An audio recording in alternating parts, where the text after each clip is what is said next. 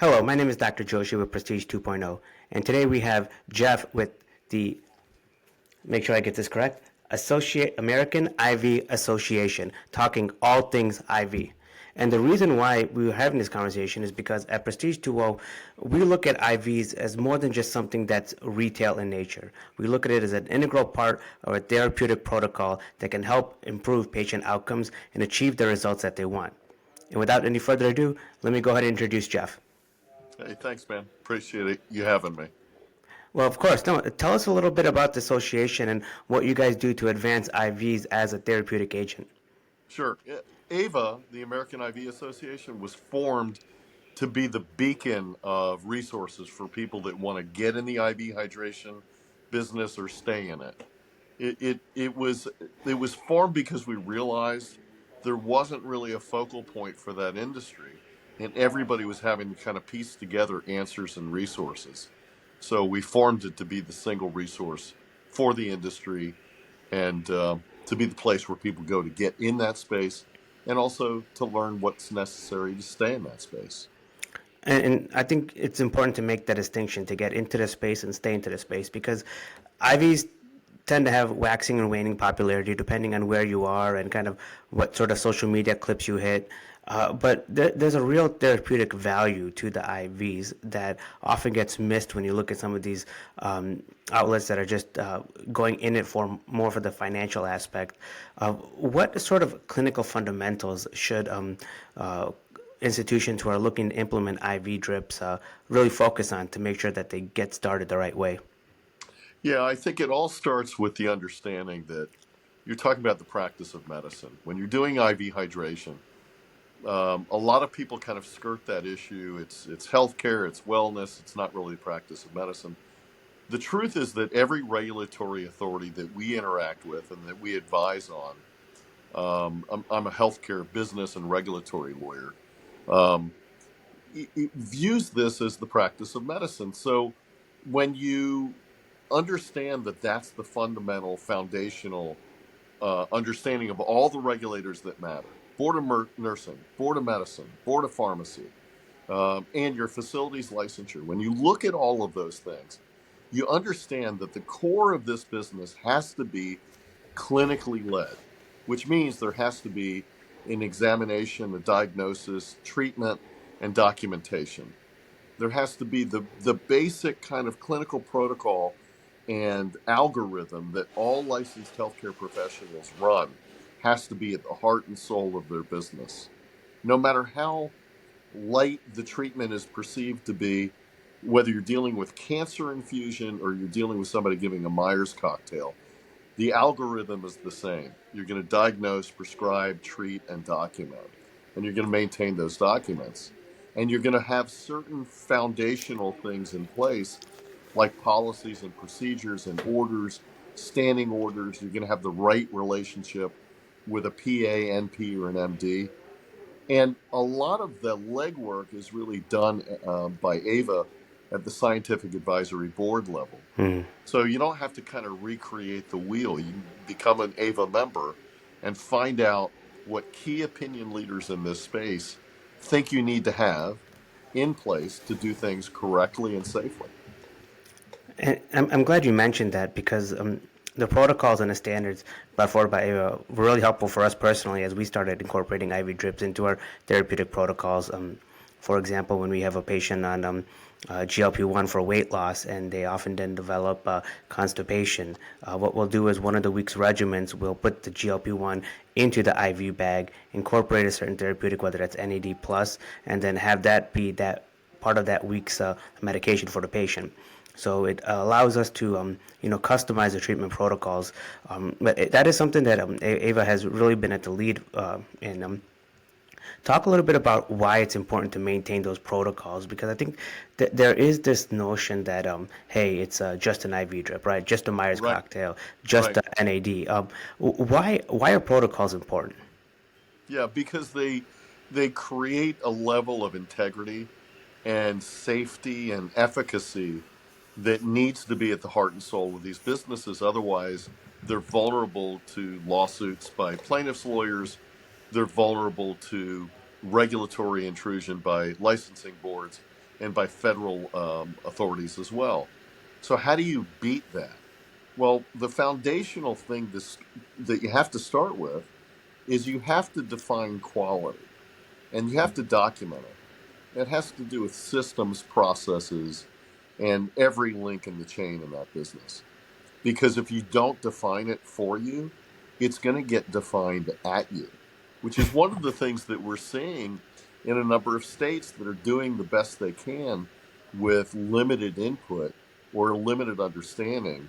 And so you see some states kind of rush to very imprecise regulation or over regulation, and they'll come up with notions that, okay, standing orders are no good.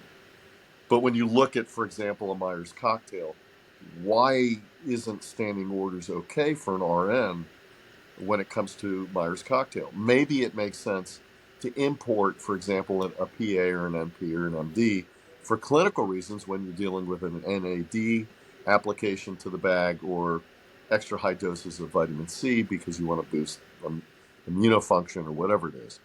But the point is, um, there's a real tendency in this space to be imprecise about the regulation and to not really understand exactly what's done in these clinics.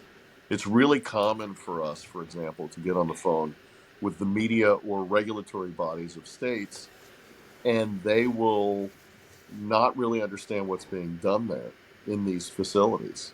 And part of the job of not just AVA, but the community of IV hydration providers is to really be patient and help educate regulators and the media so they understand what they're dealing with. And I was just going to say, and before you're prepared to do that, you really have to come up with policies, Yeah. procedures, consent documents, really understand about the regulatory requirement in your state for physician oversight and scope of practice, who can do venipuncture, who can't, how do you prepare a bag, is it compounding as defined in your state, what's required in your state, because every state law is different. Yeah. And that's something that Ava is actually quite instructive in because you guys have that information available. I want to touch a little bit on the point of this tendency to be a little bit lax when it comes to some of the policies and procedures. Is that a post pandemic phenomenon that you're seeing, or is there something more unique in the IV space that kind of lends it towards those tendencies? No, I think it's really attributable to how people, consumers and clinicians as well, tend to look at wellness. It's not Yeah. just IV hydration, but it's also HRT, it's also regenerative medicine, it's also peptides.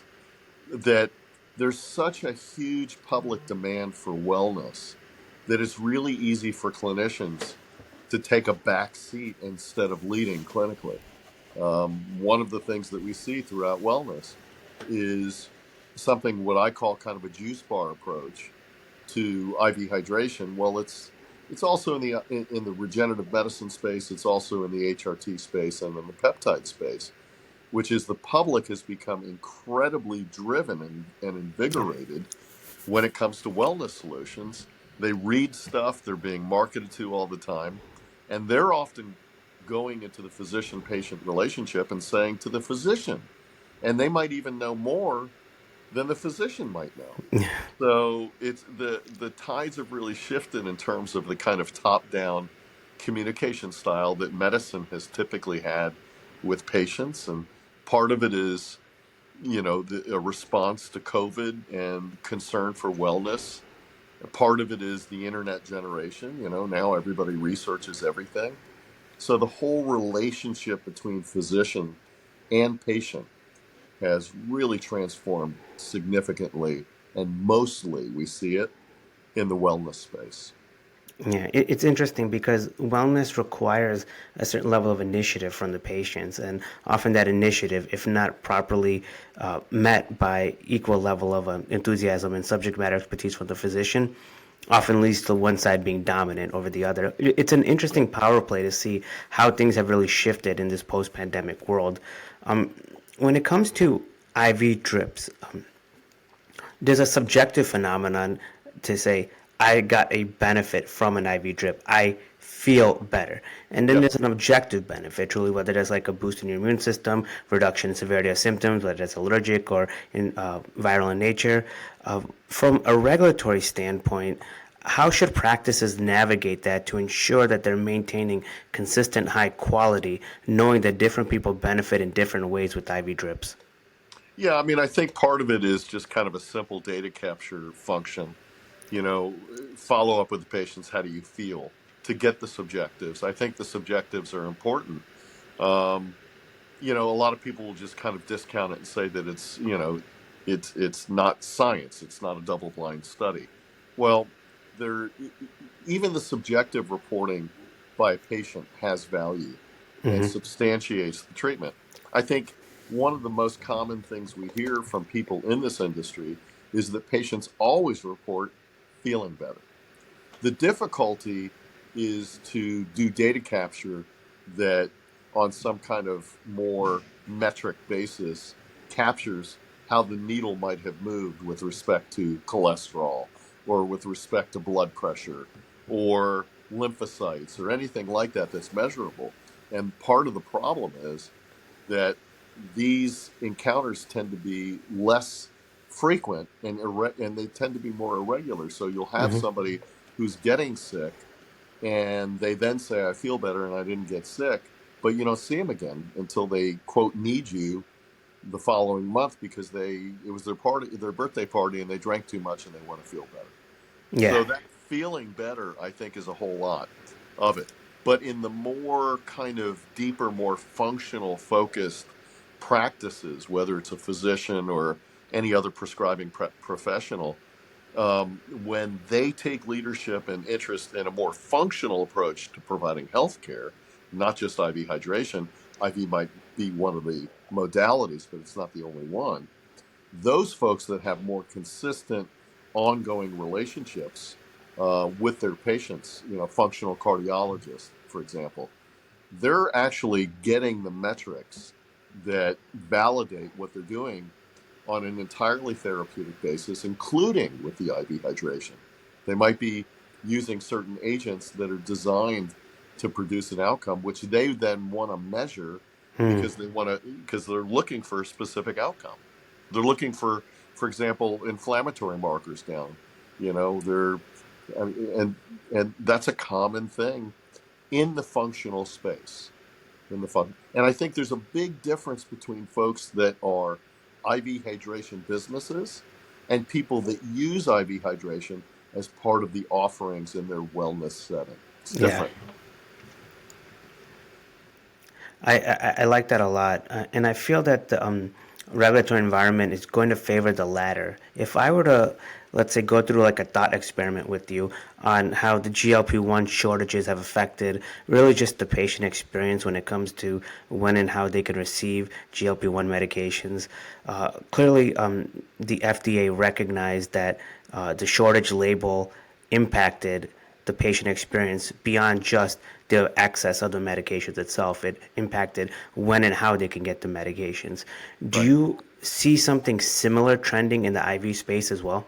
Yeah, 100%. I mean, I really agree with your comment that clinically driven environment where the heart and soul of that business is the physician patient relationship or the NP or PA patient relationship.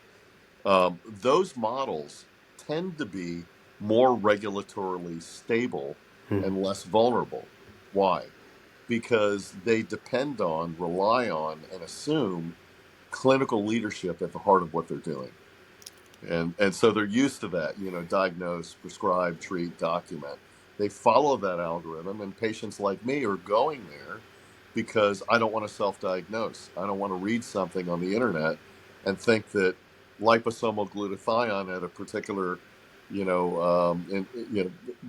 milligram is going to give me the outcome I hope it gives me. In other words, there's being precise and there's being hopeful, and they're Yeah. different.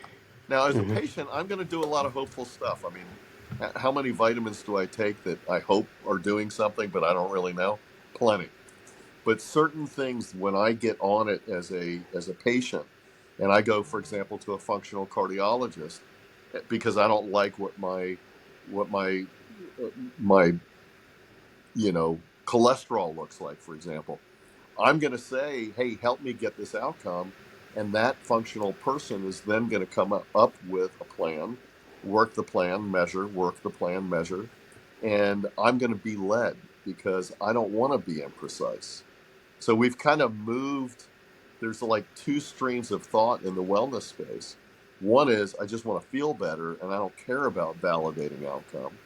And the other is, I really don't want to get diabetes and I want to move the A1C in a certain direction. So I want to take ipamorelin and I want to measure and I want to take Yeah. more of it. And I want to take MATC and I want to, you know, so there's one that's more hopeful and there's one where the patients are more um, clinically led. And I think the clinically led platforms are by design and by nature less vulnerable to regulatory intrusion because at the heart and soul of regulatory concern is it safe? Yeah. Where's the prescribing professional? And in clinically led platforms and functional platforms, they're embedded in that, deeply embedded. No, I think that's well said because harkening back to kind of the 19th century when the initial foundations of modern medicine were set, you had folks like Osler, Emerson that always talked about this humanism component where you want to treat the whole patient. And intrinsic in that is this balance between tangible outcomes and the subjective perception of the patient moving forward. You touched on a few things. One is the patient who kind of uses IVs on an ad-needed basis, well, for specific conditions and what have you, and also patients who are using it as part of a broader protocol. Which way do you see the regulatory winds blowing? Are the regulatory powers, whether it's at the state level or at the federal level, gearing in one direction versus the other on how they're looking at the future of IV drips? Yeah, right now, I don't think we see a whole lot of conflict between both approaches. The regulatory statements, and there's about a dozen states that have been pretty outspoken about their concerns for safety in the IV hydration space and also in the med spa space. They tend to link the two for some reason, but and and I and I think the reason is they tend to be so patient driven where a patient will go in and say, I want the yellow bag, or I want the green bag, or I want the blue bag. Um, and I think that concerns regulators that are are wondering, well, where is the clinical stopgap in that process? And where is the good faith exam, for example? Where is screening people out? Where is the precision? Like how many IV hydration places take into account, for example, body weight? Yeah. Shouldn't they? Well, if it's a clinically driven platform, they're going to do that. And if it's a less clinically driven platform that is trying to stay within, safe limits or lower dose limits, they may not take the time to be more precise. But quite frankly, the wellness space entirely is full of imprecision. And I think I don't think that's avoidable because I can buy all kinds of stuff as a consumer on Amazon, and I can take whatever dose I want.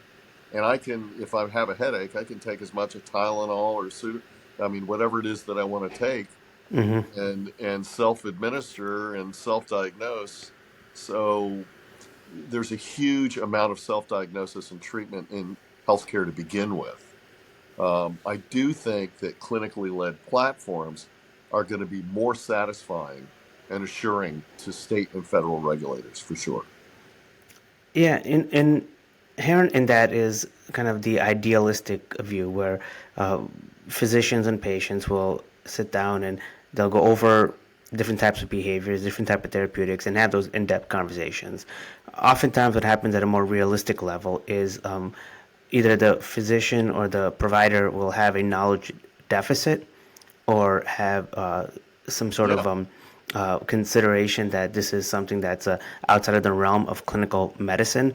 So there's these types of knowledge gaps that occur where it's either a patient developing misinformation or the provider effectively not appreciating the clinical value in here? Which of the two do you see to be the most damaging to patient care? I think the biggest problem is a quote that Charlie Munger said, which is, knowing what you don't know is more Yeah. useful than brilliance. And I think that, we all suffer from that to a degree because I don't remember who wrote it, but the person who has a hammer sees everything as a nail, Yeah. and you're going to apply your known awareness and your skill set to each problem. The problem is this, that when you're a healthcare professional and your commitment and your oath and your responsibility is to achieving healthcare outcomes, what gets in the way of that is not knowing what you don't know. Yeah. Number one. Number two, being receptive to input that you're not familiar with, which is scary, I think, for all advisors, whether you're a lawyer or an accountant or a doctor. It's really tricky those folks who get paid to know to be able to say, you know what, I really don't know. I've never heard of that before, but I'm interested. I want to hear what you have to say, and I'm open to learning. That's a very difficult thing, especially in medicine, Yeah. when medical professionals expose themselves to professional liability for coloring outside and exploring outside the lines of certainty. Certainty. And of course, it's a double edged sword, right? Certainty is going to keep you safe, but it might not get you well. Yeah. Yeah, and that's it's interesting you mentioned that because healthcare is truly a heavily regulated market, and in these types of markets with heavy regulations, the regulations effectively dictate patient behavior. From a liability standpoint, IVs tend to have pretty good coverage in most professional liability packages. Can Right. you talk a little bit about the liability landscape and whether that's more favorable, less favorable to providers? Because so far it seems like it's pretty well covered. It's a very, in my opinion, in the scheme of healthcare, it's a very low risk activity. The only time that I've ever been involved in cases where people code or they end up in the hospital or they die are not the rank and file IV hydration clinic. It's literally medical malpractice that happens. I mean, that's when I've been called in the middle of the night. It's literally medical malpractice. It's not somebody giving a Myers cocktail. Yeah. It's not somebody giving, some glutathione. That's not where we really see liability. Where we see liability is when people make some serious mistakes. And, when you're dealing with preloaded bags and vials and you have dosing guidelines and you might even just be using a preloaded bag, it's very, very difficult to allow discretion to interfere with either sterility or potency of anything.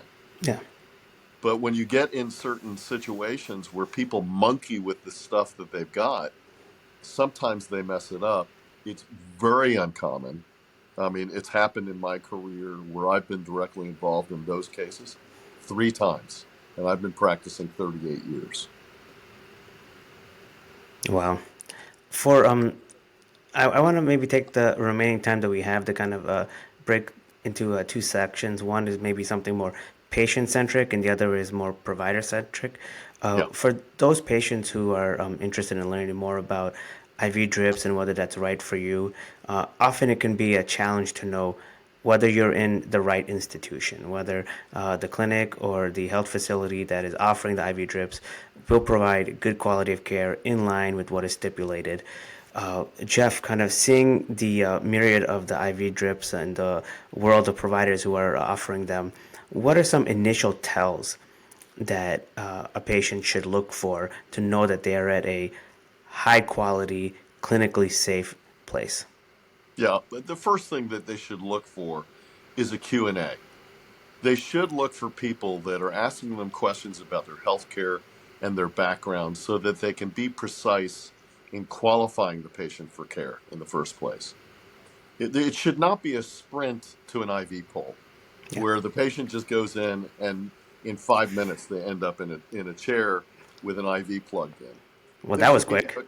yeah, exactly. It might be convenient, but there's Yeah. a lack of precision and care there in that Hmm. process. So the first thing they should look for is a Q&A that with clinically pertinent questions with somebody that can answer them and put that into their processes and their systems. The second thing is that they ought to be able to have a conversation with somebody about what they're interested in and have those questions answered in a meaningful way.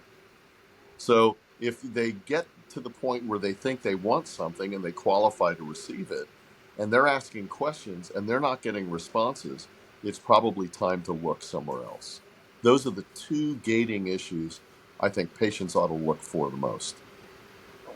Nice. That's well said. I think that is critical to know that the clinical workup is essential. That if you don't perceive any sense of a clinical workup, then you're probably not at an institution that's meeting federal and state guidelines.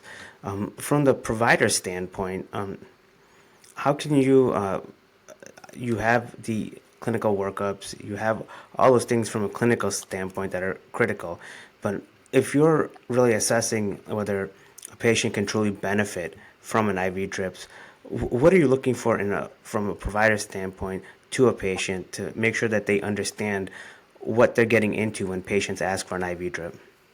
Yeah, well, it assumes that there's communication on the front end, right? Yeah.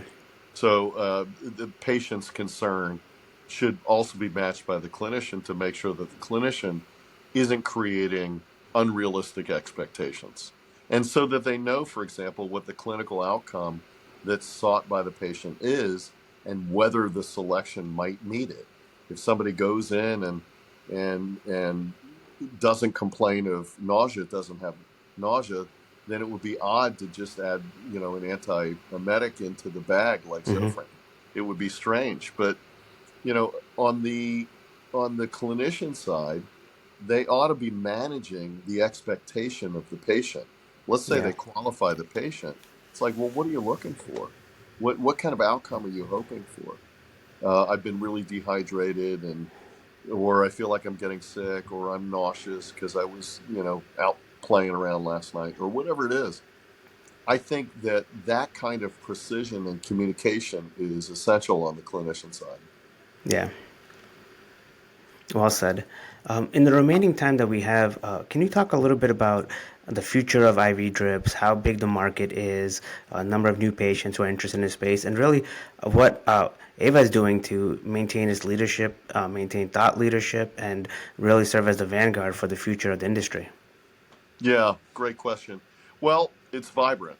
Um, there is regulation in about a dozen states, um, and that's something that AVA will engage in conversation with regulators about as those laws are developed.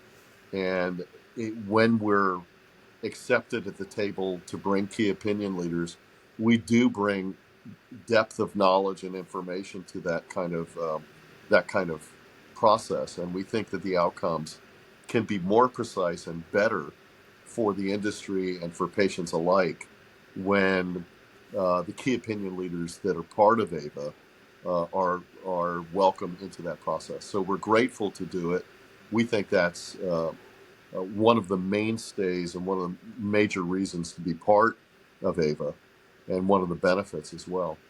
The industry, in my opinion, is going to completely um, continue on the same trajectory that it has, which is thriving. And I think we're going to see some weeding out to some degree. I Hmm. don't think it's going to be shocking to the system to see that, yeah, I don't know, 10-15% of the industry will probably coalesce or shrink or leave the space as regulation is developed. But that's common in any new industry. You see people flooding in, especially when the barriers to entry are so low. It's Yeah. not like you have to go through 12 years to get to become a neurosurgeon. That's not Yeah. what's required here, and the capital investment isn't massive. So it's common for people to get into a space that's flooded and then to think better of it or different of it when regulatory questions get asked and certain restrictions get imposed that are difficult to live with. Yeah, it's a point well taken because just because a healthcare market is easily accessible doesn't mean that the quality of care is consistent across the board. And I think that that consolidation, that 10% consolidation you referred to, is important because patients want the service. They see true value subjectively, objectively from a clinical standpoint, and it's really incumbent on us to make sure that we're providing that high quality of care.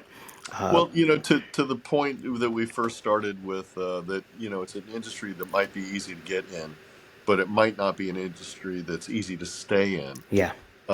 That's one of the commitments and one of the values of the American IV Association is to ensure that we continue to educate, we continue to dialogue, we continue to learn both clinically and legally about what's needed to stay in business and stay safe. And that's part of what we do. It's a core part of our mission. And that's one of the reasons why we strongly believe that if you're on that bus, you're likely to be able to remain on it as long as you want to. No, I love it. Well said. I'd like to just conclude by putting in a plug for the website. For those of you interested in learning more about the American IV Association, it's americaniv.com, AMERICAN, IV.com. I encourage any of you, both patients and providers interested in learning more about the IV space, to check out the website. There's plenty of educational resources and materials for you guys to learn more and see if it's right for you. And with that, Jeff, I'd like to thank you for your time. Thank you. Really appreciate it. Thanks Thank for you. asking.